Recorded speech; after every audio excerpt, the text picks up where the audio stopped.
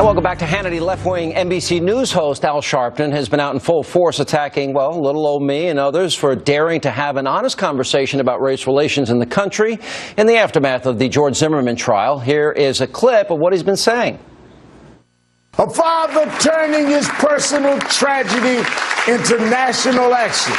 That's the real issue we're facing in this country. But the right-wing spin machine doesn't want an honest conversation. They're trying to distort the truth and rewrite history. Now, that's not all. Earlier today, a guest on Al Sharpton's radio program said this about me. They are professional hitmen. They are professional, in the case of Lemon and Riley, O'Reilly and Hannity, they're professional assassins of African Americans, the image of all the things that we fight for, that we struggle for, and all the challenges that we are faced. That's their job. They're paid assassins. They're paid quite well. So it is, and I happen to agree, it is in some ways almost ridiculous, you know, to trade barbs with these guys. You know, they have an agenda, and we should have our agenda. Now, while Sharpton and his guests' accusations are wildly inappropriate and inaccurate, you know what? The Reverend shouldn't be throwing stones. Why? Over the years, you might remember a few of these instances. I'm tired of the magazine. You ain't nothing. You're a punk. Now come on, do something. Folks was in the cave when we had built empires. We learned to admire them, but they knew to admire us. We built pyramids before Donald Trump ever knew what architecture was. We taught philosophy and astrology and mathematics before Socrates and them Greek ever got around. David, yes. You want to be the only on television, the only in the newspaper, the only can talk. Don't cover them. Don't talk to them, because you got the only problem. Because you know if a black man stood up next to you, they would see you for the that you really are. And joining me now to weigh in on this and much more from the National Action Network, Mike Hardy, and chief strategist of the TeaParty.net, Niger Innes, is with us. Good to see you. All right, he said here that, you know, Rush, Hannity, and the crowd are desperate not to have a real conversation about injustices involving race.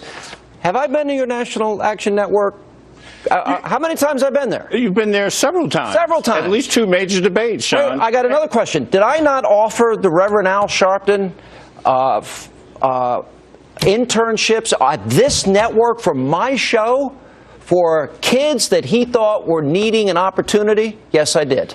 Okay. But that has nothing to do with the point that he was making, Sean. I think over the last week, right, I mean, everyone was touched in one way or another by the Trayvon Martin case. And in some respects, there were many discussions that needed to be had, and many that were led even by the President of the United States. Some felt that you and others sort of tried to change the script. Michael? So when you begin to talk about, for instance, the black-on-black crime in Chicago and things like that, that's important. 61 people died during that. That's important. Trial. But at the same time, it's not necessarily the same discussion as having the discussion about exactly the effect of I want to tell you something, Michael. I've known you a long time, and we've had some passionate debates, and I've had debates with Reverend Al, but on his show, he's calling me a professional paid assassin of African Americans. I want an apology. Well, that wasn't him. I want an apology. But that wasn't him. It was on his show. He knows better than that, and I deserve an apology. Well, there are guests that come on your show, and whoever's the person that said that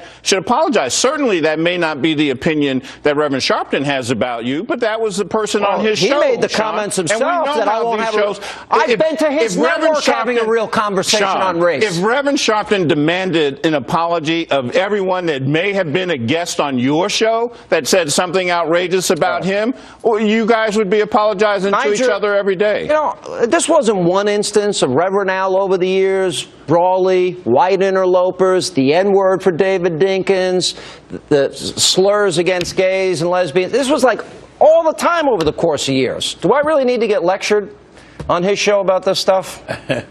Well, you know, it's amazing. They talk about these assassins and allege that you and Bill O'Reilly are assassins. I'd like to ask that caller, like to ask Reverend Sharpton if I'm an assassin, if Don Lemon of CNN is an assassin, if Rod Wheeler, Ted Williams, Jammu Green, Democratic consultant, all who have said the most pressing crisis in the black community right now are the 50 Trayvon Martins that are killed every week. And they're not killed by the Klan.